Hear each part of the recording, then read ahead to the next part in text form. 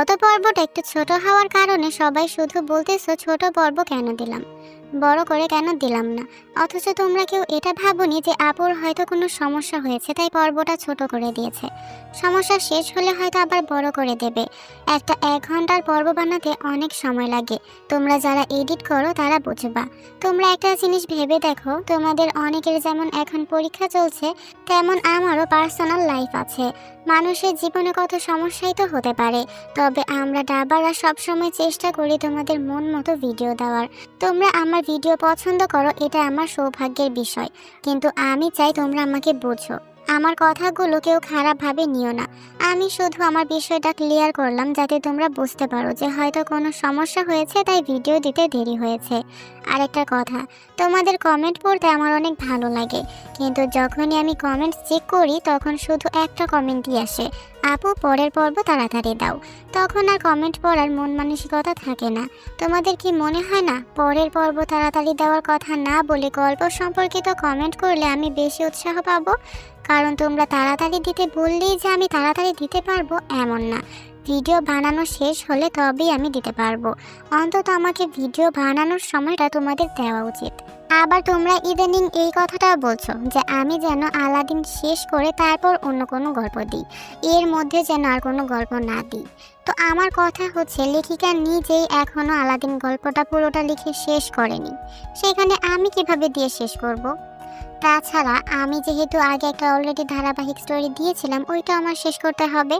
এর মধ্যে যে শুধুই একটা স্টোরি আমি কন্টিনিউ করে যাব এমন না। চ্যানেলের সুবিধার জন্য, চ্যানেলের ভালোর জন্য মাঝে মধ্যে আমাদের ওয়ান শট দিতে হয়, নতুন স্টোরি আনতে হয়। আবারও বলছি, আমার কথায় কেউ কষ্ট পেও না।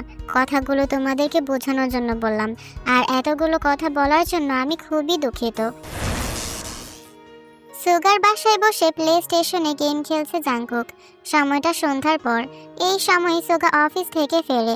ঢাকা বিশ্ববিদ্যালয় থেকে পড়াশোনা করে এখন একটা বেসরকারি বিশ্ববিদ্যালয়ের অ্যাসিস্ট্যান্ট প্রফেসরের পদে আছে সে। সুগার মা কিছুক্ষণ আগে জাংকুকের জন্য বাটি ভর্তি নারিকেলের নাড়ু আর শরবত দিয়ে গিয়েছেন।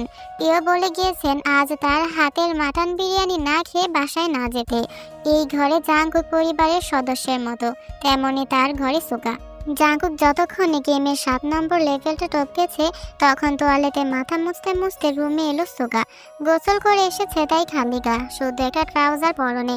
কাঁধে তোয়ালে ছড়িয়ে সে বন্ধুর পাশে বসে দুটো নাড়ু তুলে একসাথে মুখে পড়ে দিল। অপর হাতে জয়স্টিক তুলে গেমে যোগদান করলো। তোর গা থেকে লাক্স সাবানের গন্ধ আসছে, জাংকুক বাঁকা হেসে মন্তব্য করলো। স্কিনের দিকে তাকিয়ে সুগা বলল, তো লাক্স সাবান ব্যবহার করেছি তাই? মেয়েদের সাবান ব্যবহার করিস এখনো? মানে স্বভাবটা আর যাবে না? সাবানের আবার মেয়ে ছেলে? তাছাড়া তুই আমাকে এটা বল, তুই কিভাবে জানলি লাক্স সাবানের গন্ধ কিরকম? তির্যক হাসলো জাংকুক, চোখ টিপ দিয়ে জানালো, আই হ্যাভ মাই ওয়ে। না বাড়তে হেসে ফেললো সুগা। স্ক্রিন থেকে দৃষ্টি সরিয়ে জাংকুকে দেখলো পা ঝুলিয়ে ঝুলিয়ে নাড়ু খাচ্ছে আর মনোযোগ দিয়ে গেম খেলছে। হঠাৎ করে দেখলে তার মুখভঙ্গি একদম বাচ্চাদের মতন মনে হয়। গায়ে গতরে হয়তো বড় হয়ে গিয়েছে ছেলেটা, তবে অন্তর থেকে জাংকুক যেন আজও সেই শিশুটি রয়ে গেছে। আজও তাই মনে হয় সুগার। সে হঠাৎ করে মোলায়েম গলায় বলল, তোকে ইদানিং খুশি খুশি দেখায়। আমি তো সবসময় খুশি থাকি, ইদানিং কেন বলছিস? I meant genuine happiness. জয়স্টিকের উপর জাংকুকের আঙুল জমে গেল। গেমের ভেতর গুরুত্বপূর্ণ পর্যায়ে চললেও সে যেন ভুলে গিয়েছে কিভাবে খেলতে হয়। সুগা সোফায় হেলান দিয়ে বসে বক্তব্য করলো, টু বি অনেস্ট, আমি মনে করেছিলাম এই বিয়েটা তুই মানতে পারবি না, মানিয়ে চলতে পারবি না, কিন্তু আজকাল তোকে দেখে মনে হয় তুই ভালোই হ্যান্ডেল করছিস। You are happy and protective of your wife. হাত থেকে জয়স্টিক রেখে দিল জাংকুক। গেম ওভার হয়ে গিয়েছে। সুগার দিকে সরাসরি ফিরে তাকালো না সে। আপন মনে শুধালো, সেদিন ব্যাংসানদের সাথে যা হলো তার জন্য বলছিস? বলতে পারিস, তবে আমি ওভারঅল সবকিছু দেখেই বলছি, তে বৌদিকে তুই যথেষ্ট সম্মান করিস। এক্স্যাক্টলি, সম্মান। হঠাৎ করে সুগার দিকে ফিরে তাকালো জাংকুক। জল জলে চোখে ঠোঁটে অদ্ভুতরে হাসি মেখে বলল, it doesn't matter how I feel, it never mattered. টিয়াপু আমার খালার মেয়ে, ছোট থেকে ওনাকে দেখেই বড় হয়েছি, যদিও বা মাঝখানে সে যাক। আমি এটুকু জানি উনি জীবনে অনেক কষ্ট করেছেন। বিয়ের পর কি হয়েছে সেটা জানি না, কিন্তু দুইটা কুলাঙ্গার ভাইকে কিভাবে মানুষ করেছিলেন সেটা দেখেছি। I simply can not make her suffer more, that's all. That's all? No feelings attached? Suga তীক্ষ্ণ নজর ফেলে জিজ্ঞেস করে বসলো। জাঙ্কুকের চেহারায় একটা আধার নেমে এলো। Feelings? Are you kidding me? একেবারে হুট করে বেখাপ্পাভাবে হেসে উঠল জাঙ্কুক। সোফায় শরীর এলিয়ে সে হাসি নিয়েই বলল, কাম অন সুগা, গ্রো আপ। তোর মনে হয় আমি এসব ফিলিংসের ধারধারি? অনুভূতি শুধু দুর্বলদের অহংকার। তুই আপুকে আমি আগে সম্মান করতাম, এখন যেহেতু উনি আমার স্ত্রী তাই একটু আগলে রাখি। এই যা, একটু একটু জাঙ্কুক। চোখ রীতিমতো কপালে তুলে ফেললো সুগা। জাঙ্কুক তাতে একেবারে বিনা কারণেই হুট করে রেগে গেল। তো তোর বউ হলে তুই কি করতি? ফেলে দিতি? তোর সামনে তোর বউকে কেউ বাজেভাবে কথা বলবে, প্রতিবাদ করতি না? প্রতিবাদটা যখন এতই জোরালো হয় যে 6 বছর ধরে টানা সহ্য করা বন্ধুদের এক ঝটকায় উগড়ে ফেলা যায়, তখন একটু সন্দেহ তো হবেই, বল? Stop it! লাফিয়ে সোফা থেকে উঠে পড়লো জাঙ্কুক। সত্যিই রেগে গেছে, চেহারায় বোঝা যাচ্ছে, কিন্তু সুগা শান্তভাবেই চেয়ে রইল। জাঙ্কুক হাত মুঠো করে ধরে ঝাঁঝালো কণ্ঠে বলল, আমি কি করছি না করছি আর ভবিষ্যতে কি করব তাতে কারোর কিছু যায় আসে না। দিন শেষে উনি অন্যের স্ত্রী ছিলেন আর ওনার একটা পরপুরুষের বাচ্চা আছে। এই সত্যিটা কোনোদিন বদলাবে না। সুগা বাকরুদ্ধ হয়ে পড়ল। প্রসারিত নয়নে দেখে গেল বন্ধুকে, যাকে পুরো দফতর ভিন্ন একজন মানুষ মনে হচ্ছে তার। জাঙ্কুক আর দাঁড়ালো না, হন হন করে হেঁটে গেল রুমের বাইরে। যাওয়ার আগে পিছন ঘুরে বলল, আন্টিকে জানিয়ে দিস আমি আরেকদিন এসে ওনার হাতের মাটন বিরিয়ানি খাবো। এটুকুই। চলে গেল জাঙ্কুক। সুগা ঠায় বসে বন্ধুর চলার পথের দিকে চেয়ে শেষমেশ একটি দীর্ঘশ্বাস ফেলল। নিজের কপাল ঘষে আনমনে বিড়বিড় করলো, সাধে কি তোকে বাচ্চা বলি? এখনো অবুঝি রয়ে গেলি তুই, স্টাববর্ন বয়। অপরদিকে সুগার বাসা থেকে বেরিয়েই নিজের হুইল সুজোড়া পায়ে গলিয়ে রাস্তা ধরে স্লাইড করে এগোতে লাগলো জাঙ্কুক। অতিরিক্ত দ্রুত যাচ্ছে আজ। বাতাস কেটে বেরিয়ে যাচ্ছে তার চোখ মুখের চারপাশে। অতিরিক্ত আক্রোশ ফুটলো তার পদক্ষেপে। বনবন করে ঘুরছে জুতোর চাকা। লম্বা একটা পথে পাড়ি দিয়ে শটান রাস্তার ধারের একটা গাছের গুড়ি আঁকড়ে ধরে নিজেকে আটকালো জাঙ্কুক। ভারী নিঃশ্বাস ফেলে ঠাস করে কপাল ঠেকালো গাছের শক্ত খসখসে গুড়ির উপর। চোখ বুজে ফেললো, অস্ফুট স্বরে বলল, শিট! কিচেন কাউন্টারে জিনিসপত্র সাজিয়ে বসেছে জিমিন। একটা বড় থালায় পুর তৈরি করা, অন্য পাশে ময়দার তৈরি ছোট রুটি। সেগুলোর ভেতর পুর ভরে ভাঁজ করে মোমো বানাচ্ছে মেয়েটি। একসাথে অনেকগুলো করে বানিয়ে ফ্রিজে রেখে দেয় ফ্রোজেন স্ন্যাক্স হিসেবে। বিশেষ কোনো কাজ না থাকায় তে দাঁড়িয়ে দাঁড়িয়ে তাকে সাহায্য করছে। এক পাশে ছোট ক্রিবে ঘুমাচ্ছে তেজান। ক্ষণে ক্ষণে ছেলেকে দেখে মুচকি হাসি নিয়ে কাজ করছে তে। হাতের ময়দা রুটিতে পুর ভরে সুন্দর করে ভাঁজ করে মোমো বানিয়ে রাখছে আরেকটা প্লেটে। হঠাৎ করে সে বলল, জিমিন, তোমার কলেজের পাশে একটা ইনস্টিটিউট আছে না, কম্পিউটার শেখায় যে? হ্যাঁ আছে তো, আপনি যাবেন? মাথা দোলালো তে। হ্যাঁ, এরপর যেদিন কলেজ যাবে আমাকে নিয়ে যেও। কম্পিউটারের কাজ শিখবেন? ভালো ভালো, প্রশংসা করে জিমিন। আরও খানিকটা পুর তৈরি করে নিয়ে এসে রাখলো কাউন্টারে ঠান্ডা হতে। অভিজ্ঞ হাতে মাখতে মাখতে বলল, তো একটা সত্যি কথা বলি আপা, কিছু মনে করেন না। তে ভ্রু তুলে পিছনে ফিরে তাকালো। তুমি আবার কবে থেকে এত বিবেচনা করা শুরু করলে? আরে মেয়ে, বলো বলো, এত ভাবতে হবে না। কম্পিউটার শিখা আপনি কি করবেন? চাকরি করার দরকার আছে? তে থমকে গেল। জিমিন বলে গেল, না মানে এই বাড়ির অবস্থা তো ভালোই। সত্যি বলতে আমি শুরুতে ভয়ই পাইছিলাম, ভাইজান মনে হয় কেলেঙ্কারি করবে আপনার সাথে। কিন্তু মানুষটা রংবাজ হইলেও আপনার অনেক টেক কেয়ার করে, বোঝা যায়। তাহলে দরকার কি? সব যেমন চলতেছে অমনি চলুক। অস্ফুট একটি হাসি ফুটলো এবার তের ঠোঁটে। ঠিক প্রফুল্লতার হাসি নয়, ভিন্ন কিছু। কাজ জারি রেখে সে বলল, আলাদিন আর আমার বিয়ের মাত্র কিছুদিন হয়েছে জিমিন। কিছুদিনই বুঝে গেলে ও আমার কেয়ার করে? করে না? আহাম্মকের মতো প্রশ্ন করে বসলো জিমিন। তে মুচকি হেসে জানালো, আমি বলছি না ও আমার কেয়ার করে না, বরং করে। তাইলে সমস্যা কোথায়? মুখ তুলে জিমিনের দিকে তাকালো তে। রমণীর চেহারায় অভিজ্ঞ একটা ভাব ফুটে উঠতে দেখলো জিমিন। নতুন নতুন সব জিনিসই মানুষের ভালো লাগে। নতুন মোবাইল কিনলে দেখবে যত্নের শেষ থাকে না। ছুতে গেলেও হাত পরিষ্কার করি, দিনে 14 বার মোবাইলে স্ক্রিন মুছি, ব্যাক কভার ব্যবহার করি, স্ক্রিন প্রোটেক্টর গ্লাস, আরও কত কি। তেমন নতুন বউ সব ছেলেদের কাছেই ভালো লাগে। সে বিয়ে যে কারণেই হোক না কেন, যেমন ভাবেই হোক না কেন, বউ প্রত্যেক ছেলের কাছেই একটা শখের জায়গা। তার যত্ন তো হবেই। যা, মোবাইল আর বউ কি এক হলো নাকি? এবার খানিক শব্দ করে হাসলো তে। বেশ মিষ্টি একটা খিলখিল ধ্বনি। হাতের বানানো মোমোটা রেখে নতুন একটা হাতে নিতে নিতে সে হঠাৎ শুধিয়ে বসলো, তোমার বয়স কত জিমিন? সামনের মাসে 21 হবে, আর আমার 32। জিমিন চোখ পিটপিট করলো। তে সরাসরি কিছু না বললেও একজন মেয়ে হিসেবে তার বুঝতে বাকি রইল না সে কিসের কথা বলছে। তার মানে জড়বস্তু আর জীবন্ত বউ এক? জিমিনের প্রশ্নেতে মাথা ঝাঁকালো। পরিণতি এক, মানুষের মনটা এমন জিমিন, সময়ের সাথে সাথে অনুভূতি ফিকে হয়ে আসে। আজ যে তোমাকে ভালোবেসে বলছে তোমার জন্য পৃথিবী জ্বালিয়ে পুড়িয়ে দেবে, ঠিক 5 বছর পরে সে তোমায় দেখেও পাশ কাটিয়ে যাবে অচেনা মানুষের মতন। জগৎটা এমন, পুরাতন জিনিসের কদর করে কয়জন? আপনি একেবারে দার্শনিক লেভেলের কথা বলেন আপা। আপনার কথা শুনে এখন আমার পুরুষ মানুষের বিশ্বাস করতে ইচ্ছা হইতেছে না। বিশ্বাস কেন করবে না? একটা সম্পর্কের ভিত্তিই বিশ্বাস, সেটা তো করতেই হবে। তবে মনে রেখো। মুখ তুলে জিমিনের মনোযোগী দৃষ্টির পানে চেয়ে বলল, পুরুষ তোমাকে ভালোবাসে নতুন জামার মতন। যতদিন নতুন থাকে প্রতিদিন পরতে ইচ্ছা হয়। পুরাতন হয়ে গেলে সেই জামা আলমারির এক কোণে পড়ে রয়। অতঃপর পা মোছার কার্পেট তার শেষ গন্তব্য হয়।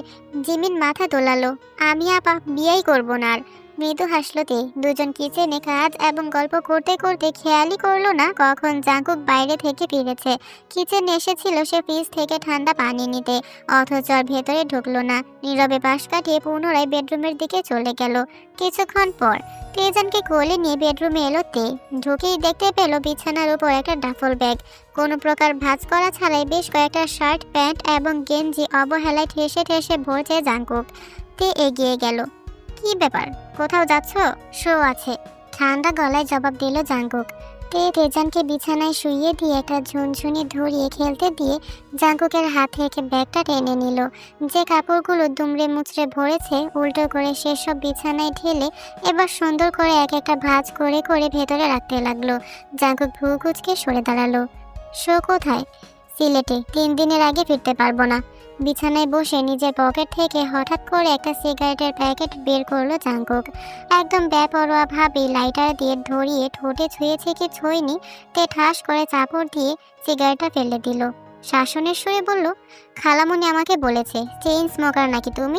সমস্যাটা কি? শিক্ষিত ছেলে মানুষ, তাড়াতাড়ি মরার এত শখ কেন? জাঙ্কুকের কথার ধাঁচটা ভালো লাগলো না তের, তবে সে অতিরিক্ত কিছু বলতে পারলো না। বিছানায় খেলতে থাকা তেজান হুট করে কেসে উঠল। তে দ্রুত ছেলেকে কোলে তুলে নিল। বাবাটা কি হয়েছে? সিগারেটটা ফ্লোরে পড়লো, এখনো নেভেনি বিধায় ধোঁয়া সৃষ্টি করছে। তের নাকে লাগলো গন্ধটা। তেজান নিশ্চয়ই তামাকের ধোঁয়াটা সহ্য করতে পারছে না। দ্রুত উঠে গিয়ে রুমের বারান্দার দরজাটা খুলে দিল তে। মুক্ত প্রাকৃতিক বাতাস ঢুকতে লাগলো ভেতরে হু হু করে। জাঙ্কুক দৃশ্যটা খেয়াল করে নিজের পা দিয়ে সিগারেটটা পিষে নিভিয়ে ফেললো। অতঃপর তুলে ময়লার ঝুড়িতে ফেলে দিয়ে রুম স্প্রে তুলে নিঃশব্দে স্প্রে করে দিল আশেপাশে। তে ছেলেকে দোলাতে দোলাতে দৃশ্যটা দেখলো, বিশেষ কোনো মন্তব্য করলো না। জাঙ্কুক নিজের ব্যাগটা ঠিকঠাক করে রাখতে রাখতে হঠাৎ একই টি শার্ট বের করলো, কালো রঙের, তাতে ডোরেমন কার্টুনে ছোট একটা চিত্র আঁকা। তেকে দেখে সে হঠাৎ বলে বসলো, জাস্ট ফর ইউর রিমাইন্ডার, এটা আমি ক্লাস 10-এ কিনেছিলাম। এখন অনেক টাইট হয়, তবুও মাঝে মাঝে পরি ঘুমানোর সময়, কারণ এটা আমার ফেভারিট টি শার্ট। তে মাথা কাত করে তাকালো, বুঝতে পারেনি জাঙ্কুক হঠাৎ করে তাকে একটা টি শার্ট কেন দেখাচ্ছে। জাঙ্কুক তির্যক হেসে ব্যক্ত করলো, কিছু পুরুষ আছে যে জামাকে একবার মনে ধরে সে জামা ছোট হোক, ছিঁড়া হোক কিংবা পুরাতন, কখনো মায়া কাটাতে পারে না। তের চোখে জোড়া বড় বড় হয়ে গেল। ঠোঁটে জোড়া ফাঁক হলেও সে কিছু উচ্চারণ করতে পারলো না। জাঙ্কুক আর অপেক্ষাও করলো না, ব্যাগ রেখে রুম থেকে বাইরে বেরিয়ে গেল। তার জিনিসপত্র সব গাড়িতে লোড করে রাখতে হবে, যেন সকালে তাড়াহুড়ো না হয়। গভীর রাত, প্রায় 2:30টা বেজে এসেছে, অথচ তের চোখে আজ এক বিন্দু ঘুম আসছে না। বারান্দায় দাঁড়িয়ে আছে সে, সনসনে হাওয়া তার শরীরে ঝাপটা দিয়ে যাচ্ছে। রাতের নিস্তব্ধ জগৎ যেন হাত বাড়িয়ে তাকে ডাকছে আধারে হারিয়ে যেতে। তেজান ঘুমে আচ্ছন্ন। জাঙ্কুকও 1 ঘন্টা হলো ঘুমিয়েছে। এতদিন কাউচে ঘুমালেও আজ তে এক প্রকার জোর করেই তাকে বিছানায় শুইয়েছে। ছেলে আর স্বামীর মাঝখানে অবশ্য বিরাট এক কোলবালিশের দেয়াল আছে। বিছানাটা বেশ বড় হওয়ায় সুবিধা হয়েছে। একটা ছোট বাচ্চা নিয়ে ঘুমালেও কোনো সমস্যা হয় না। তে রেলিংয়ে হেলান দিল, তার চুলগুলো খোলা, বাতাসে দোল খাচ্ছে। একটা সময় ভয় লাগতো রাতের বেলায় এমন চুল খুলে ঘুরে বেড়াতে, ভূত পেতনি ভর করে নাকি। অথচ সেই অনুভূতিগুলো আজ হারিয়ে গেছে তার মন থেকে। তার মনে হয়েছিল কখনোই আর নিজের জন্য বাঁচা হবে না তার। অথচ বিয়েটা তার শক্ত মানসিকতার দেয়ালে বারবার আঘাত করছে। জাঙ্কুক যে আজ কিচেনের কথা শুনেছে সেটা সে নিশ্চিত। সেই কথার প্রেক্ষিতেই পরে ওই কথাটা বলেছে। তে মাথা থেকে ঝেড়ে ফেলতে পারছে না কিছুতেই। সে তার আলাদিনকে বুঝে উঠতে পারছে না। যখনই মনে হয় নিবেদনগুলো একটু হলেও সত্যি, তখনই বোগামের মুখটা ভেসে ওঠে তার হৃদয়ে। তের আজও মনে পড়ে তাদের বিয়ের পরের দিন সকালের কথোপকথন। তে বাসর রাতের বিছানা ছেড়ে উঠে যাচ্ছিল তৈরি হয়ে নাস্তা বানানোর জন্য, অথচ বোগাম তার কবজি টেনে পুনরায় নিজের বুকের উপর আগলে নিয়েছিল। তে লজ্জা পেয়ে বলেছিল, ছাড়ুন, কি করছেন? ফ্রেশ হব, নাস্তা বানাবো, অনেক কাজ। হুম, তুমি ভাবলেও বা কিভাবে আমি আমার বউকে বিয়ের পর দিনই রান্নাঘরে ঢুকতে দেব? রান্নাঘর তো দূরের কথা, তোমার কোমল পা এই শক্ত মেঝেতে আমি স্পর্শ হতেই দেব না। বোগাম কথা রেখেছিল। টানা 7 দিনতে বিছানায়, সোফায়, কাউচে, কখনো বা দোলনায় শুয়ে বসেই কাটিয়েছে। এমনকি কোথাও যাওয়ার দরকার পড়লে বিনা কারণেই বোগাম তাকে কুলে তুলে নিয়ে যেত। স্বামীর গলা জড়িয়ে ধরেতে খিলখিল করে হাসতো আর ভাবতো এই সুখ আর কখনো তার কপাল থেকে মুছবে না, বোগাম মুছতে দেবে না। বুক চিরে একটা দীর্ঘশ্বাস বেরিয়ে এলো তের। চোখ বুজে ফেললো। সে থায় কয়েক ফোঁটা অশ্রু জমলেও জোরপূর্বক নিজেকে নিবারণ করলো সে। মাথা ঝাঁকালো। না, আর অতীত ভাবার সময় নেই। জীবন তাকে একটা দ্বিতীয় সুযোগ দিয়েছে, সুযোগটা তাকে কাজে লাগাতে হবে। একটা শব্দেতে শান্তির সময় ব্যথিত হলো। রুমের ভেতর থেকে গুঞ্জনের মতো একটা আওয়াজ আসছে, ফোনের রিংটন। তে কামিজের ওড়না ঠিকঠাক করে ভেতরে এলো। নাইট স্ট্যান্ডে রাখা জাংকুকের ফোন বাজছে, অথচ ছেলেটার খবর নেই। বেঘরে ঘুমাচ্ছে। ঘুমের ঘোরে কোলবালিশের কাছে এসে ঘেঁষেছে একেবারে। এই পাশে থাকা তেজানের ছোট ডান হাতটা তার কপালের উপর পড়ে আছে। বাপ ছেলে কখন কিলবিল করে একে অপরের কাছে পৌঁছেছে কে জানে। জাংকুক হুঁশে থাকলে এক্ষুনি চিৎকার চেঁচামেচি শুরু করতো। ভেবেতে মনে মনে খানিক হেসে তারপর এগোলো। নাইট স্ট্যান্ড থেকে জাংকুকের ফোনটা হাতে নিতেই তার বুক কুঞ্চিত হলো। কলার আইডিতে ভাসছে একটা পরিচিত নাম, লিসা বেব। তের বুকে একটা খচখচ অনুভূতি হলো। আজকালকার ছেলেমেয়েরা এমনিতেই বেব শব্দটা কোনো উদ্দেশ্য ছাড়াই ব্যবহার করে। এটা সে জেনেছে জিনের সাথে বসে একটা বাংলা নাটক দেখে। জোর করে নিজের মন সামলে তে হাত বাড়িয়ে জাংকুকে ডাকলো, আলাদিন, আলাদিন, তোমার ফোন। প্রথমটাই মোড়ামুড়ি করে উঠল না জাংকুক। শেষমেশ যখন চোখ খুলল তখন ঝটকা দিয়ে নিজের কপাল থেকে তেজানের হাতটা সরিয়ে খেকিয়ে উঠল। কিরে ভাই, বাপের কপালে বদদোয়া দিচ্ছিস? শকুনের দয় গরু মরে না, তোর আম্মাজান শেখায়নি? তে হুট করেই নিজের একটি আঙুল জাংকুকের ঠোঁটে চেপে ধরল। হুশ, ঘুমাচ্ছে, আস্তে। জাংকুক নিজের জায়গায় জমে গেল। ঘুম জড়ানো চোখে চেয়ে রইল তের দিকে। হলদেটে মৃদু আলোয় রমণীর চেহারা তার বুকে অদ্ভুত একটা ঝড় তুলল যেন। ঠোঁটের উপর নরম আঙুলটার ছোঁয়া তাকে মাতাল করে ফেলেছে। শরীরের সবটুকু শক্তির প্রয়োজন হলো সেই আঙুলটায় একটা গাঢ় চুমু দেওয়া থেকে নিজেকে নিবারণে। জাংকুকের ঘোলাটে দৃষ্টি এবং ফোলা মুখখানি দেখে বিব্রত তে দ্রুত নিজের হাত সরিয়ে নিল। এগিয়ে দিল ফোন। তোমার ফোন। জাংকুক একই ঢোক গিলে ফোন হাতে নিল। কলার আইডি দেখে 1 সেকেন্ডে তার চেহারা বদলে গেল। ফোনটা রিসিভ করে বিছানা ছেড়ে উঠে গেল সে। সোজা বারান্দায় চলে গেল। তে সেদিকে চেয়ে রইল। অতঃপর বিছানায় বসে তেজানকে ঠিকঠাক করে শুইয়ে রাখলো। ক্ষণে ক্ষণে তার চোখ না চাইতেও চলে গেল বারান্দার দিকে। 2 মিনিট বাদে ফিরে এলো জাংকুক, রীতিমতো রুদ্রমূর্তি হয়ে। তেকে কোনো জবাবদিহি না করে ক্লোজেট থেকে জ্যাকেট বের করে গায়ে জড়ালো। চুলে আঙুল চালিয়ে ঠিকঠাক করে ওয়ালেট আর গাড়ির চাবি পকেটে ভরলো। ঘড়ির দিকে তাকালো তে, প্রায় 3টা বাজছে। এত রাতে কোথায় যাচ্ছ? কাজ আছে, কখন ফিরবো জানি না। এটুকুই। বিশেষ ব্যাখ্যা ছাড়াই জাংকুক ভারী বুটু জুতো পায়ে গলিয়ে হন হন করে ঝোড়ো গতিতে হেঁটে বেরিয়ে গেল রুমের বাইরে। তে বসে থাকলো বিছানায় হতবিহ্বল হয়ে। একটা মাত্র ফোন কলের প্রয়োজন ছিল এত রাতে জাংকুকে ঘরের বাইরে টেনে নিতে। এই বিষয়টা ছাড়া হাজার চাইতেও আর কিছু ভাবতেই পারল না তে। শেষ রাতের দিকে মাত্র 2 থেকে 3 ঘন্টার মতো সময়তে ঘুমাতে পেরেছে। 8টার দিকেই উঠে ফ্রেশ হয়ে নিচে চলে এসেছে। জিমিনের আজ থেকে ইনকোর্স পরীক্ষা, তাই আজ সকালের নাস্তা চা সে সামলাবে বলে রেখেছে। জিন হয়তো উঠে গিয়েছেন, তার রুমের বাতি জ্বলছে। হাসপাতালের জন্য তৈরি হচ্ছেন খুব সম্ভবত। আইইউ একটু দেরিতে ওঠে, নাস্তাটা একাই করে। সকলের জন্য চুলায় চায়ের জন্য দুধ বসিয়ে তে আগে থেকে প্রস্তুত করে রাখা ব্রেড ফলমূল সব টেবিলে নিয়ে সাজিয়ে রাখলো। জাঙ্কুক এখনো ফেরেনি। বারংবার না চাইতেও সে সদর দরজার দিকে তাকাচ্ছে। চা যখন প্রায় ফুটে এসেছে তখনই ঘটনাটা ঘটলো। পায়ের শব্দ শুনল তে। জাঙ্কুক ফিরেছে ভেবে সে দ্রুত কিচেন থেকে বেরিয়ে এলো, অথচ মুখোমুখি হলো একদম ভিন্ন আর অপ্রত্যাশিত একটি দৃশ্যের। সুঠাম কাঠামোর অধিকারী এক 6 ফুট দীর্ঘদেহী বয়স্ক পুরুষ দণ্ডায়মান, থমথমে পাথুরে চেহারা, মুখ জুড়ে হালকা খোঁচা খোঁচা সাদা দাড়ি, চুলে রূপালির আস্তরণ, ধূসর স্যুট প্যান্ট পরনে, বাম হাতে চকচকে সোনালি ঘড়ি, সেই হাতেই একটা লাগেজ ধরে রাখা, ভ্রুজোড়া সদা কুঞ্চিত। চেহারা দেখে মনে হবে বিনা কারণেই জীবনের উপর তিনি বিরক্ত।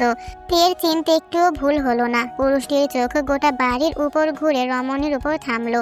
তে সঙ্গে সঙ্গে নিজের ওড়না মাথায় তুলে ঘোমটা দিয়ে এগিয়ে গেল।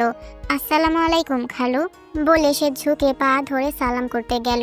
নতুন বউ হিসেবে শ্বশুরকে প্রথমবার পায়ে সালাম করাটা ঐতিহ্য, অথচ চকচকে কালো সুপরিচিত পা জোড়া তে ছোঁয়ার আগেই সরে দাঁড়ালো।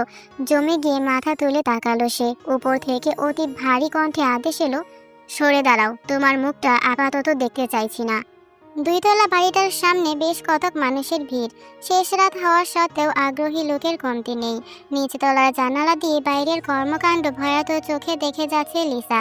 তার বাবা মিস্টার সেহন চৌধুরী তরুণ ছেলেপিলেগুলোর সাথে ঝামেলায় জড়িয়েছেন। লিডার গোছের ছেলেটার নাম ক্রিস।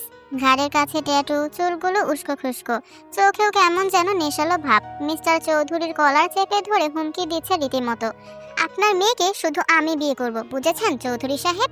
2টা বছর প্রেম করার সময় ওর মনে ছিল না মান সম্মানের কথা? আমার পার্টি কিন্তু ক্ষমতায় আছে, বুঝে নিয়েন। তেরিবেরি করলে একেবারে গায়েব কইরা ফেলামো। লিসার বুক কাঁপছে। স্কুল লাইফের সাদাসিধা ভদ্র ছেলেটা এমন জঘন্য একটা মানুষে পরিণত হবে সে কল্পনাও করেনি। প্রেম বলে যেটা চালিয়ে দিচ্ছে সেটা ঠিক প্রেমও ছিল না। লিসা একটুখানি পাত্তা দিত, এই যা। জাঙ্কুক আসার পর থেকে তার জীবনটাই বদলে গিয়েছে। অন্য কারোর সঙ্গে প্রেম করার প্রশ্নই আসে না। লিসার মা মেয়ের পাশে দাঁড়িয়ে দোয়া দুরুদ পড়তে শুরু করে দিয়েছেন। এমন সময় দুটো বাইক এসে থামলো লিসাদের বাড়ির সামনে। লাফিয়ে নামলো সাং হুনহি সাং আর সুগা। দ্বিতীয় চিন্তা ছাড়াই প্রত্যেকে ছুটে এলো, ভিড়ের মাঝে ঢুকে পড়লো। ছেলেদের মধ্যে হট্টগোল বেঁধে গেল। সুগা মাঝখানে দাঁড়িয়ে মিস্টার চৌধুরীকে আড়াল করে বলল, এক্সকিউজ মি, এটা কোন ধরনের অসভ্যতা? রাত বিরেতে একটা ভদ্র বাড়িতে এসে ভদ্রলোকদের বিরক্ত করছেন কেন? পুলিশকে জানাতে বাধ্য হব কিন্তু। সুগার কথায় ক্রিস ভীষণ চটে গেল। প্রতিদ্বন্দ্বিতা আশা করেনি সে। নিজের একটা হাত তুলে দ্বিধা ছাড়াই শটান সুগাকে থাপড় দিয়ে বসলো সে। আটকে উঠলো সবাই। হাউস কাউন্ডেল! হিসাং খেয়ে উঠে ক্রিসকে পিছন থেকে ঘুষি দিতে যাচ্ছিল, তবে দলের অন্য দুটো ছেলে হিসাংকে জাপটে ধরে ফেলল। সুগা ভালোই ব্যথা পেয়েছে।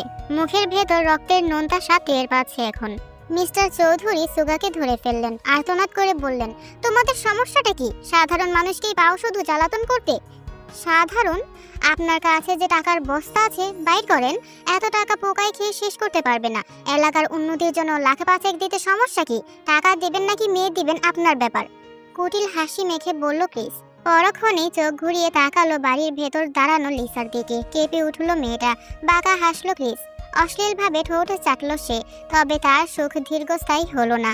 হঠাৎ করে পেছন থেকে একটা গুরু গম্ভীর আওয়াজ ভেসে এলো, থোবরা বরাবর বাংলাদেশের মানচিত্র বসিয়ে দিতে চাই, নিবি? ক্রিস ভীষণ অবাক হয়ে ঘুরে তাকিয়েছে কি তাকায়নি, তার চোয়াল বরাবর প্রচন্ড শক্তিতে একটা ঘুষি আছড়ে পড়ল। এতটাই জোর ছিল যে ক্রিসের শরীরটা ছিটকে পড়ল মাটিতে। মনে হলো চোয়ালের হাড় বুঝি নড়ে গিয়েছে। তার দলের ছেলেরা আটকে উঠে ঝট করে সামনে তাকালো। আবছায়া লাইটের আলোর প্রতিফলনে ভেসে উঠল ছায়ামূর্তিটি। সুঠাম শরীরের অধিকারী, জ্যাকেট পরে থাকলেও শক্তিশালী বাহু স্পষ্ট বোঝা যাচ্ছে। সুদর্শন তীক্ষ্ণ চেহারায় জান্তব হিংস্রতা। ভ্রু পিয়ার্সিং চিকচিক করছে অশানি সংকেতের মতন। দণ্ডায়মান জাঙ্কুক আলাদিন। কোন শালা তুই? ক্রিস ব্যথায় কোকিয়ে চিৎকার করে উঠল, কল মি ড্যাডি। তির্যক হেসে ঝাঁঝালো কণ্ঠে জবাব দিল জাঙ্কুক। তার নয়নজোড়া ক্ষিপ্তভাবে চারপাশ পর্যবেক্ষণ করলো। সুগার ফুলে উঠতে থাকা গাল, আতঙ্কিত মিস্টার চৌধুরী আর সবশেষে জলজলে দৃষ্টিতে আশা নিয়ে তাকিয়ে থাকা লিসা। জাঙ্কুকের সঙ্গে চোখাচোখি হতে মেয়েটা দৌড়ে বাড়ির বাইরে চলে এলো। জাঙ্কুক অবশ্য নাটক দেখতে দাঁড়িয়ে থাকলো না। লিসাদের বাড়ির পাশে নতুন কিছু জিনিস তৈরির কাজ চলছিল। হনহন করে এগিয়ে গিয়ে সেখানে পড়ে থাকা একটা চেলা কাঠ তুলে নিল হাতে। মিস্টার চৌধুরী ভরকে গেলেন এই ছেলের এমন রূপ দেখে। বাবা, আস্তে আস্তে, মারামারি কি দরকার? চান্দাবাজ আর ইফতিজারের জন্য মায়ের উপর কোনো কথা নেই, আপনি সরুন আঙ্কেল। ক্রিস কোনো মতে উঠে দাঁড়িয়েছে কি দাঁড়ায়নি, জাঙ্কুক শটান কাঠ দিয়ে জোরালো আঘাত হেনে বসলো ছেলেটার পাঁজর বরাবর। মুহূর্তেই গন্ডগোল বেঁধে গেল। সুগা, হিসাং, সাংহুন এরাও আর বসে রইল না। আশেপাশে যে যা হাতে পেয়েছে সেটা নিয়েই চড়াও হলো। ধস্তাধস্তির মাঝে ক্রিসের কলার ধরে টানতে টানতে বাড়ির সিঁড়ির কাছে নিয়ে গেল জাঙ্কুক। ঠিক লিসার পায়ের সামনে বান্দাকে উপর করে ফেলে পিঠের উপর পা দিয়ে চেপে ধরলো। এক হাতে চেলা কাঠ ধরে রেখে শাসালো, আমি যা যা বলবো বাঁচতে চাইলে তাই তাই রিপিট করবি। বল, আম্মা জান আমাকে মাফ করে দেন, আমি আর জীবনও আপনার দিকে কুনজরে তাকাবো না, যদি তাকাই তাহলে আমি কুত্তার পা চাটি। বল। ক্রিস জোর করে ঠোঁটে ঠোঁট চেপে রেখেছে, অপমানে টকটকে হয়ে গিয়েছে সম্পূর্ণ। জাঙ্কুক আরো জোরে চেপে ধরলো তাকে। বলবি নাকি উদম কেলানি খাবি? ডিম থেরাপি শুধু তোর পার্টির বস্তিগুলো জানে না, আমিও দিতে জানি। আম্মা জান বলতে বাধ্য হলো ক্রিস। বাঁকা হাসি ফুটলো জাঙ্কুকের ঠোঁটে। সে শিখিয়ে দিল, আম্মা জান আমাকে মাফ করে দিন, আম্মা জান আমাকে মাফ করে দিন। আমি দুধ খাওয়া বাচ্চা হয়ে যাব, মেয়ে দেখলে আস্তাগফিরুল্লাহ পড়তে পড়তে উল্টো দিকে দৌড় দেব। আমি দুধ খাওয়া শুনতে শুনতে বুকে দুবাহু বেঁধে বেশ উপভোগ করে গেল লিসা। ক্রিস ছাড়া পেল টানা 7টা মর্মান্তিক বাক্য উচ্চারণ করার পরেই। আশেপাশের লোকজন দাঁড়িয়ে দাঁড়িয়ে মজা নিল, অনেকেই আবার ভিডিও করে রাখলো। সবশেষে উঠে পড়ে টলতে টলতে যখন সে নিজের দলের ছেলেদের কাঁধে ভর দিয়ে বাড়ির বাইরের দিকে এগোলো, তখন পিছনে তাকিয়ে জাঙ্কুকের সঙ্গে দৃষ্টি মেলালো। চেলা কাঠটা কাঁধে ঠেকিয়ে বান্দা এক হাতে সিগারেট জ্বালিয়ে ঠোঁটে পুড়ে রেখেছে।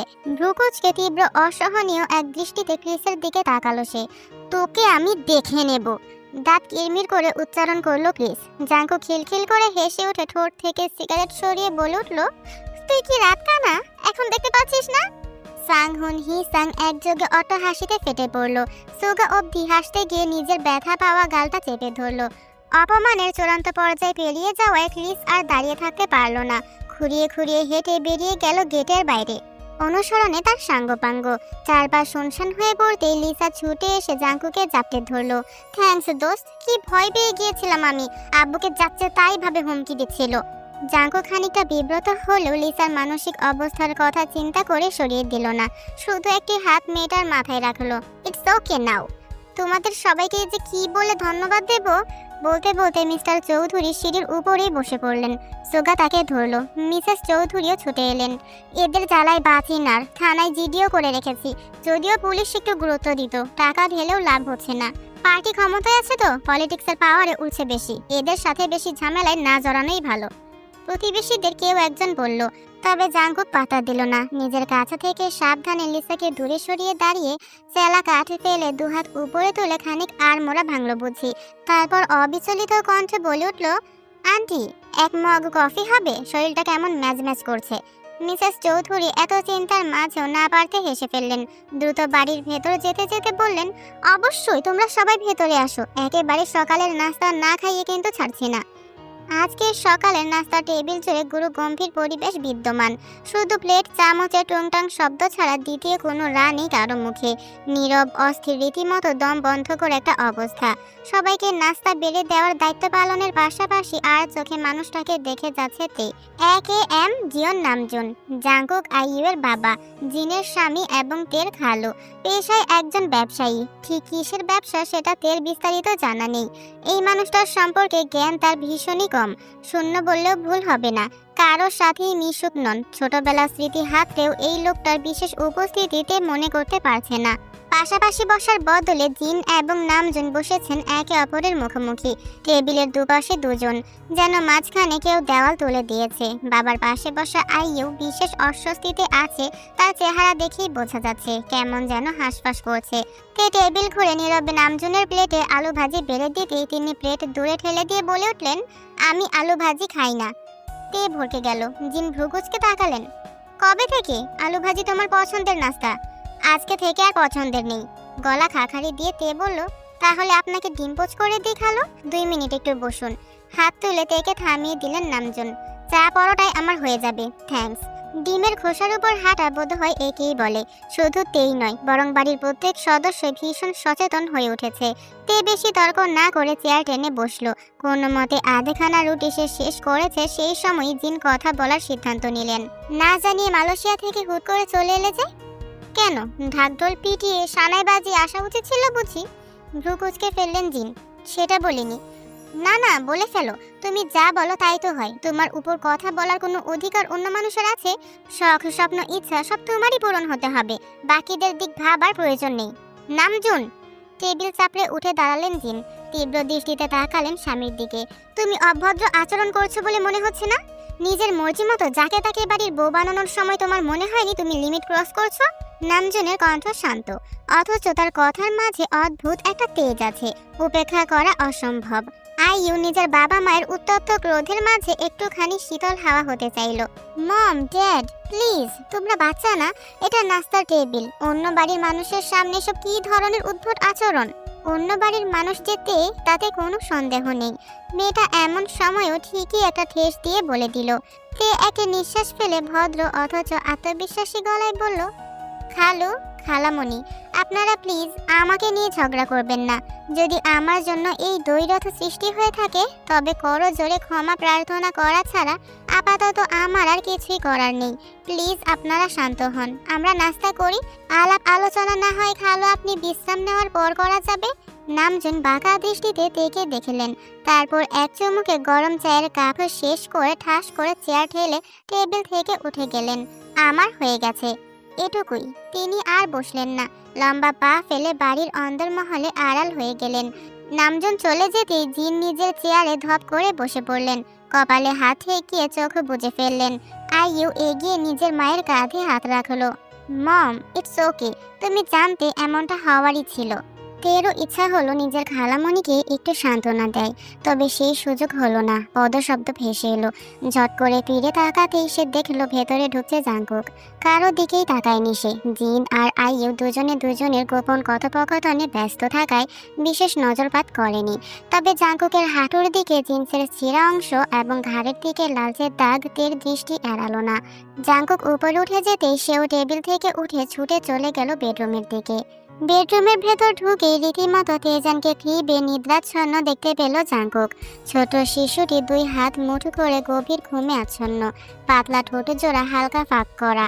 সেখান থেকে লালা রস গড়িয়ে বালিশে পড়ছে। বাঁকা হাসলো জাঙ্কুক। লাইফ তো তোরই পুতলা, খাওয়া, কাদা, হাগুমুতো আর ঘুম, সার্কেল আনগোয়িং। মাথা ঝাঁকিয়ে নিজের জ্যাকেটটা খুলে নিল সে। ভেতরে ট্যাঙ্ক টপ বেরিয়ে আসতেই ত্বকের উপর লালচে নীলাভ দাগ পরিষ্কার হলো। মারামারির সময় সেও কম কিছু হজম করেনি, তবে অতি উত্তেজনায় আদ্রিনালিনের ক্ষরণে তখন ওসব গায়ে লাগেনি। এখন লাগছে। গরম পানির ভেতর বসে থাকতে হবে ঘন্টাখানেক। জাকুজির কথা মনে পড়ল, কিন্তু হাতে অত সময় নেই। দুপুরের আগে আবার সিলেটের জন্য বেরিয়ে যেতে হবে। সে যখন ঘাড়ে একটা তোয়ালে ঝুলিয়ে বাথরুমে কুইক শাওয়ার নিতে যাবে তখনই বেডরুমে ঢুকলো তে। খানিকটা হাঁপাচ্ছে, ছুটে এসেছে বোঝা যাচ্ছে। জাঙ্কুক এমন মুহূর্তেও মজা নিতে ছাড়ল না। মাথা কাত করে স্ত্রীকে আপাদমস্তক পর্যবেক্ষণ করে বলল, স্বামীর বুকে ঝাঁপিয়ে পড়তে আর তর সইছে না যে ছুটতে ছুটতে এসেছেন? বলে শাহরুখ খান স্টাইলে বুক চেতিয়ে দুবাহু মেলে ধরল জাঙ্কুক। তে বিরক্তবোধক শব্দ করে এগিয়ে এসে চাপড় দিল তার মেলে ধরা হাতে। মজা বন্ধ করো, সারা রাত কোথায় ছিলে? আর এসব কিসের দাগ? ব্যথা পেয়েছো কিভাবে? মুখ থুবড়ে ম্যান হলে পড়েছো এমন গল্প আমায় বিশ্বাস করতে বলবে না। বেশি কিছু না, এই একটু শক্তি প্রদর্শন প্রতিযোগিতায় অংশ নিয়ে এলাম আর কি। রাত না হলে আবার খেলা জমে না। জাঙ্কুকে ঠেলে জোরপূর্বক বিছানায় বসিয়ে দিল তে। অতঃপর দ্রুত হাতে ড্রেসিং টেবিলের ড্রয়ার থেকে ফার্স্ট এইড কিট নিয়ে এসে বসলো। জাঙ্কুক ভ্রু তুলে বিস্ময় নিয়ে রমণীর কর্মকাণ্ড দেখে গেল। তে অ্যান্টিসেপটিক দিয়ে তুলো ভিজিয়ে জাঙ্কুকের কাছে সরে এলো। নরম আঙুলে তার মাথাটা সামান্য কাত করে ঘাড়ের দিকে দাগটা ভালোভাবে পর্যবেক্ষণ করলো। কেউ ঘুষি মেরেছে এখানে? এতটা কাছ থেকে তের উষ্ণ নিঃশ্বাস ছুঁয়ে গেল জাঙ্কুকের ঘাড়। শিউরে উঠল সে না চাইতেও। চোখ জোড়া অজান্তেই বন্ধ হয়ে এলো। তে থেমে নেই। তুলোটা লালচে হয়ে ওঠা ত্বকে বসিয়ে আলতোভাবে মুছে নিতে নিতে সে ফিসফিস করলো, মারামারি করেছো তুমি? জ্বালা হলো, দাঁতে ঠোঁট কামড়ে ধরে হিসিয়ে উঠল জাঙ্কুক। আপনার মাথার পেছনে তৃতীয় চক্ষু আছে মনে হচ্ছে। জ্বলছে? না, শুক লাগছে। চাপ দিন, আরো জোরে কষলে ভর্তা বানিয়ে ফেলুন। রাগে গজগজ করে উঠল জাঙ্কুক। তের ঠোঁটে মৃদু হাসি ছুঁয়ে গেল। এবার আরো খানিকটা কাছে ঝুঁকে এলো সে। জাঙ্কুকের ঘাড়ে তুলো দিয়ে মুছতে মুছতে আলতোভাবে ফু দিল জ্বালা কমানোর উদ্দেশ্যে। জাঙ্কুকের শির দ্বারা বেশ শীতল তরঙ্গ খেলে গেল। মনে হলো ব্রেইনের ভেতর নিউরনে নিউরনে শর্ট সার্কিট হয়ে গিয়েছে। শরীরের সর্বশক্তিতে সে নিজেকে নিবারণ করলো তেকে ছোঁয়া থেকে। দু হাতে টেনে ধরলো বিছানার চাদর, ভীষণ নিয়ন্ত্রণে। তের অবশ্য এত কিছু খেয়াল নেই, সে এক মনে নিজের কাজ করছে। ঘাড় থেকে জাঙ্কুকের বুকের দিকটায় নেমে এলো সে। ট্যাঙ্ক টপের চিকন স্ট্র্যাপটা শক্তিশালী কাঁধের উপর থেকে সামান্য নামিয়ে উন্মুক্ত করলো ত্বক। হার্টের উপরের দিকটায় নীলাভ একটা ছাপ। এবার সত্যিই রাগ হলো তের। দ্বিতীয়বার তোলা ভেজাতে ভেজাতে সে বলল, এসব আমার একদম পছন্দ না আলাদিন। ভদ্র ঘরের ভদ্র ছেলেরা এমন করে না। সারা রাত বাইরে কাটানোর বিষয়টা না হয় আমি বাদ দিলাম, তবে নিজের এই অবস্থা করার মানে কি? অদ্ভুতরে হাসলো জাঙ্কুক। কেন, আমার জন্য আপনার কষ্ট হচ্ছে বুঝি? তে ঠোঁট ফুলিয়ে ফেললো। তেমন কোনো চিন্তা না করেই অজান্তে তুলা খানিকটা জোরে চেপে ফু দিয়ে বলে উঠল, হাজব্যান্ডের জন্য চিন্তা করা বারণ বুঝি? মাদার! অস্ফুট একটা অশ্রাব্য শব্দ বেরিয়ে এলো জাঙ্কুকের ঠোঁট গলে। তে বুঝতেও পারলো না কি ঘটেছে। নিজের কোমর একটা হ্যাঁচকা টান খেলো। তার শরীরটা আছড়ে পড়লো বিছানার উপর। গায়ের ওড়নাটা এক পাশে ছড়িয়ে পড়লো। খোপা খুলে চুলগুলো নদী স্রোতের ন্যায় মেলে গেল চারিপাশে। জাঙ্কুকের ভারী ও শক্তিশালী পুরুষাদের শরীরটা তার উপর উঠে এলো। ডান হাতের লম্বাটে আঙুলগুলো জড়িয়ে গেল তের গ্রীবাদেশ জুড়ে। শীতল স্পর্শে কেঁপে উঠল তে। পা দুটো ছটফট করে উঠতেই জাঙ্কুকের হাঁটু চাপ দিয়ে আটকে ফেললো তাকে। অবাক নয়নে চেয়ে রইল তে নিজের উপর ঝুঁকে থাকা মুখটার দিকে। হলদেটে ত্বক কেমন রক্তাভ হয়ে উঠেছে। কালো চোখ দুটোই ঝিলিক খেলে যাচ্ছে। ঠোঁট জোড়া হালকা ফাঁক হয়ে আছে। ভারী নিঃশ্বাস ফেলছে। চুলগুলো কপালে ছড়িয়ে পড়েছে। জাঙ্কুক আরো কাছে ঝুঁকে আসতেই তের কপাল ছুঁয়ে গেল চুলের গোছা। শক্তভাবে চোখ বুজে ফেলল রমণী। কেন তা নিজেও বলতে পারবে না। জাঙ্কুক অত্যন্ত মোহ নিয়ে তার মুখটা দেখলো। তের নাকের ছোট্ট একটা নোজপিন জলজল করেছে। বস্তুটা এত কেন টানছে বোঝার আগে জাঙ্কুক ঝুঁকে সেই নোজপিনের উপর নিজের ঠোঁট ছুঁয়ে দিল। তে হালকা ঝটকা দিয়ে উঠল, অথচ নড়তে পারল না। তার গলায় জাঙ্কুকের হাত আরেকটু শক্ত হয়ে চেপে বসলো। দীর্ঘ এক নিঃশ্বাস ফেলে তে জলজলে চোখ মেলে তাকাতেই জাঙ্কুকের দৃষ্টি মোকাবেলা করতে হলো তাকে। তার গলার চাপটা বাড়িয়ে মুখটা একটুখানি উপরে তুলে নাকের নাক ছুঁয়ে দিয়ে জাঙ্কুক ফিসফিস করলো, call me husband again, and আমি আপনাকে পৃথিবীতে বসে চাঁদ তারা ঘুরিয়ে আনবো।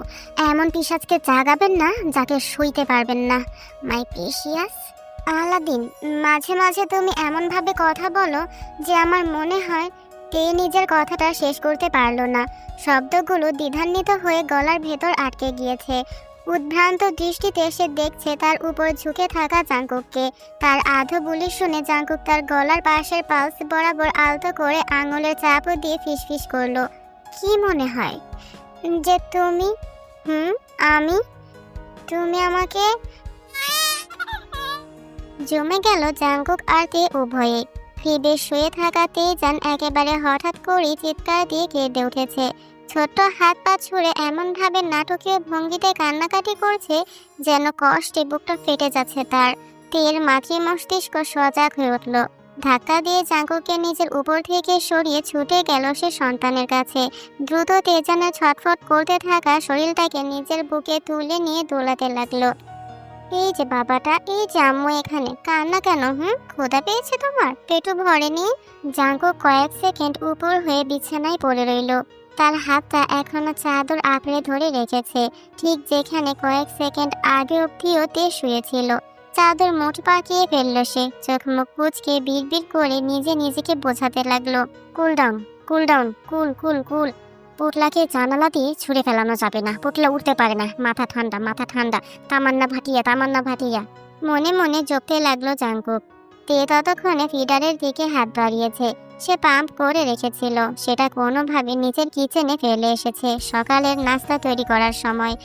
নিজেকে নিজে মনে মনে খানিক অভিসম্পাত করে এখন স্ত্রীয়মান হয়ে আসা তেজানকে বিছানায় উপর হয়ে থাকা জাঙ্কুকের পাশে রাখলো সে।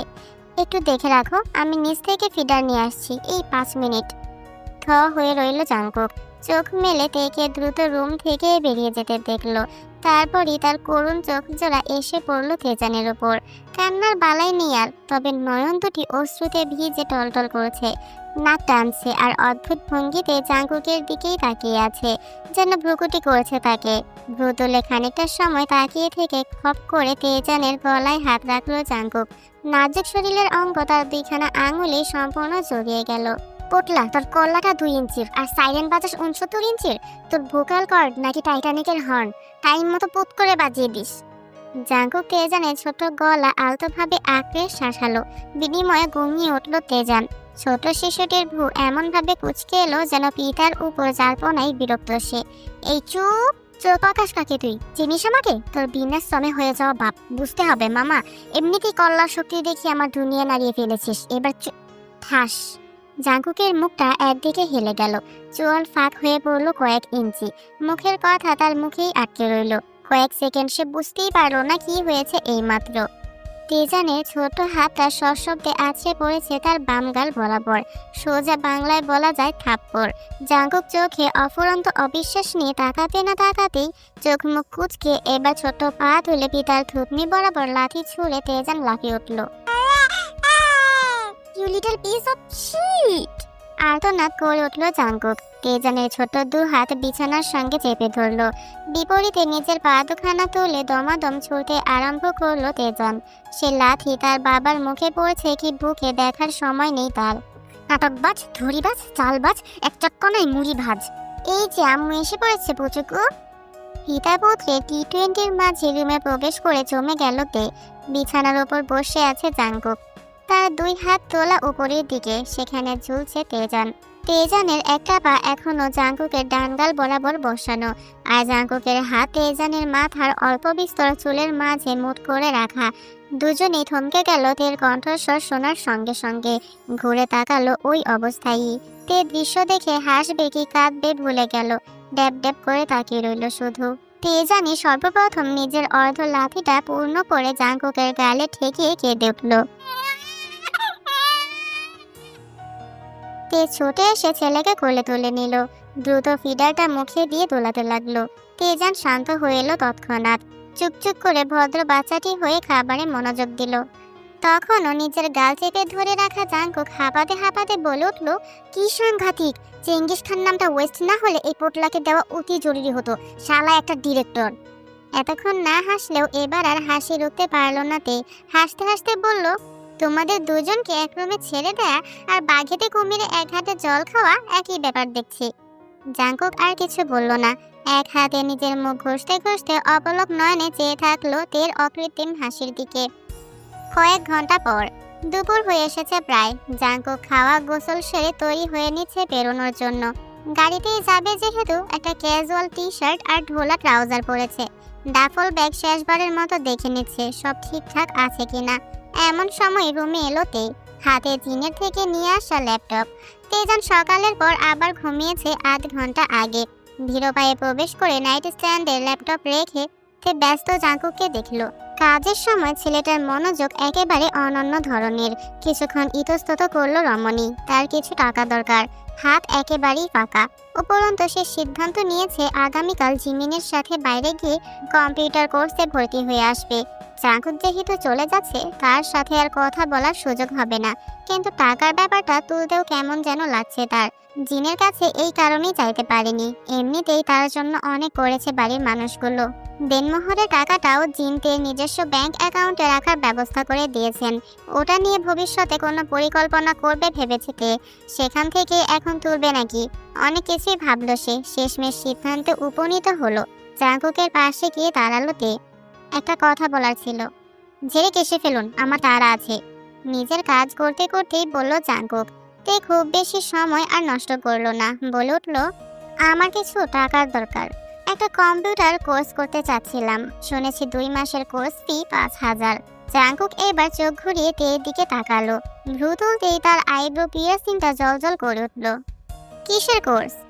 আর্টিকেল রাইটিং আর ওয়ার্কশিট ফর ফ্রিল্যান্সিং। ফ্রিল্যান্সিং করবেন সিদ্ধান্ত নিয়েছেন? আপাতত হ্যাঁ। তে প্রায় প্রস্তুতি নিয়েই রেখেছিল যে একটা বেশ লম্বা চওড়া বিশ্লেষণ করবে, কেন এই কাজটা করতে ইচ্ছুক, কিভাবে করবে, মেয়ে বলে কেউ কাজ না দিলেও তাকে লড়াই করে যেতে হবে, কারো আপত্তি থাকলেও তার কিছুই করার নেই, ইত্যাদি ইত্যাদি। তবে জাঙ্কুক তেমন কিছুই জিজ্ঞাসা করলো না। ট্রাউজারের পকেট থেকে নিজের ওয়ালেট বের করে যতগুলো নোট ছিল সবগুলোই বের করে আনলো। গুনেও দেখলো না কত আছে, সরাসরি তের হাতে ধরিয়ে দিয়ে ওয়ালেট আবার পকেটে ভরে রাখলো। তে অবশ্য গুনে দেখলো 8টা 1000 টাকার নোট আর 4টা 500 টাকার নোট, মোট 10,000 টাকা। এটা তো অনেক বেশি, তোমার লাগবে না? ওয়ালেট তো পুরো ফাঁকা করে ফেলেছো দেখলাম। আমার কার্ড আছে, ক্যাশ না থাকলেও চলবে, বলে জাঙ্কুক ব্যাগ কাঁধে ঝুলে রুমের দরজার দিকে এগোলো। আমার তো 5,000 টাকা হলেই চলবে, 10,000 কেন দিচ্ছ? তীর কণ্ঠস্বরে জাঙ্কুক ঘুরে তাকিয়ে বলল, রেখে দিন, পরে কাজে লাগবে। না লাগলে আবার চাইবো, আপাতত ঋণী করো না, টাকা কষ্ট করে উপার্জন করতে হয়, তোমার বাড়ির উঠানের গাছে ধরে না।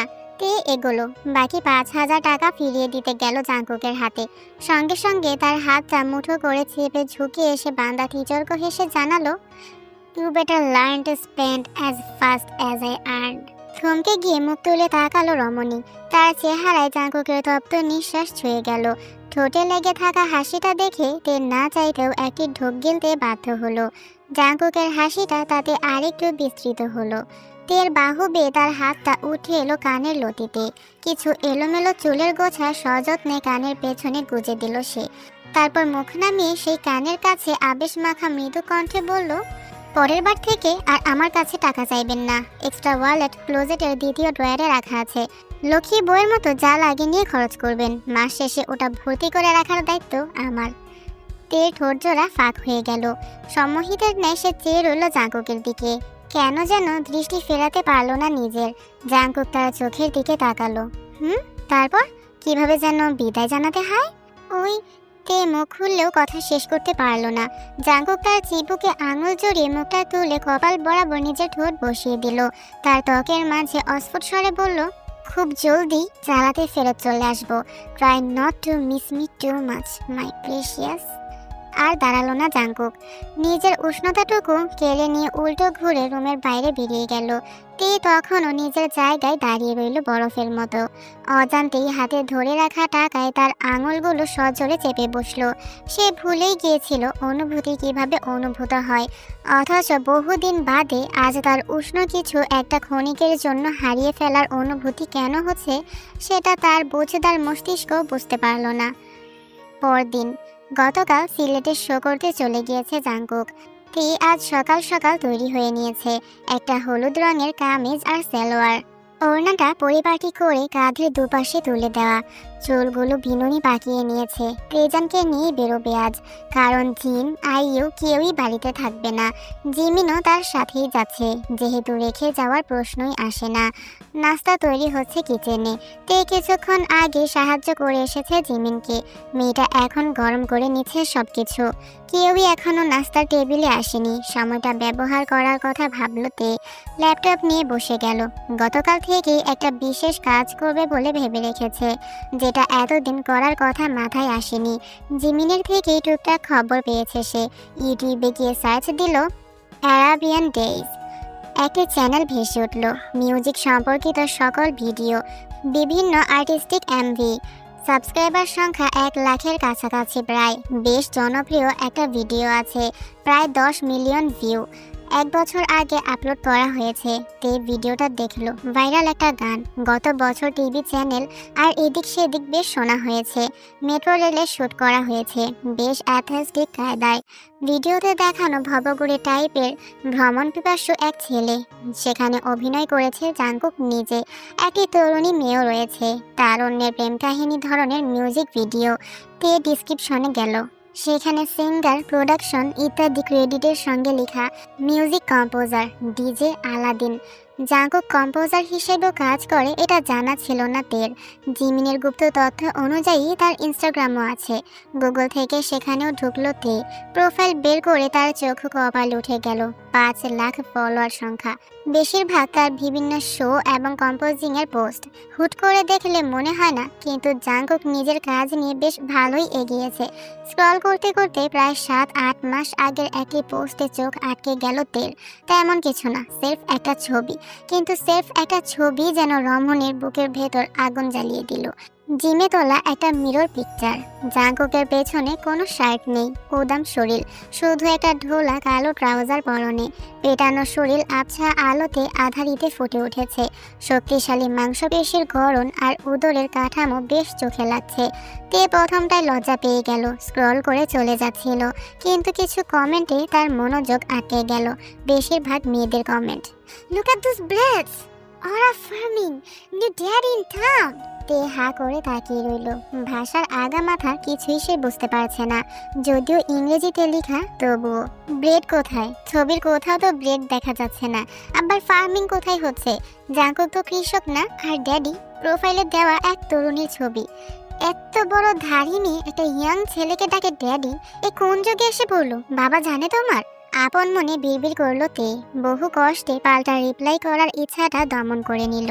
ছবিটার দিকে চেয়ে ভ্রুকুটি করলো সে। এমন একটা ব্যক্তিগত ছবি পাবলিকলি দেওয়ার কি আছে? বিষয়টা যদিও তেমন কিছু নয়, তবে তের কেন যেন রাগ হচ্ছে সে বুঝতে পারছে না। ঠাস করে ল্যাপটপটা বন্ধ করে বসে রইল সে চুপচাপ।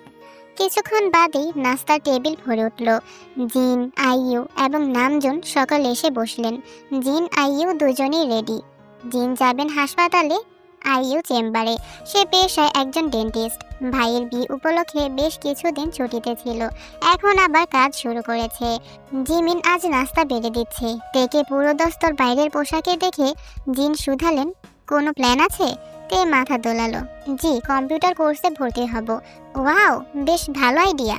জিন প্রশংসা করলেন। সকলেই নাস্তায় ব্যস্ত। নীরবতার মাঝে একেবারে হঠাৎ করেই নামজুন বলে বসলেন, বাড়ি ফেলে এখন বাইরে কাজ করার মতন নাটকটা করে সমাজে যতটুকু মুখ আছে ততটুকুতে চুনকালি না মাখালেও চলে। পাউরুটি ছিঁড়ে মুখে তুলতে তুলতে থমকে গেল তে। হতভম্ব হয়ে চেয়ে রইল শ্বশুরের দিকে। নামজুন নির্বিকার। জিন রীতিমতো হাহাকার করে উঠলেন, মানে কি নামজুন? ভদ্র ভাষায় কথা বলো। বাড়ির মেয়ে কেন কাজ করতে পারবে না? তুমি কি আদিম যুগের মানুষ? মেয়ে তো নয়, অনাকাঙ্ক্ষিত বউ। তো আমিও তো বাইরে কাজ করি, হাসপাতালে রাত কাটাই। তুমি তো কোনোদিন আমাকে এমন কথা বলনি। নামজুন বুঝি এক টুকরো তাচ্ছিল্যের হাসি হাসলেন। ও তো আর ডাক্তার নয়। মেয়ে মানুষ ডাক্তার হলে আলহামদুলিল্লাহ, বাকি সব নাউজুবিল্লাহ। সত্যটা যত জলদি মাথায় ঢোকাবে ততই মঙ্গল তোমাদের। আজকের পর্বটা ততটাও ছোট হয়নি আশা করি। এখন থেকে চেষ্টা করব 1 ঘন্টার পর্ব দেওয়ার। গল্পটা কেমন হয়েছে অবশ্যই জানাবে।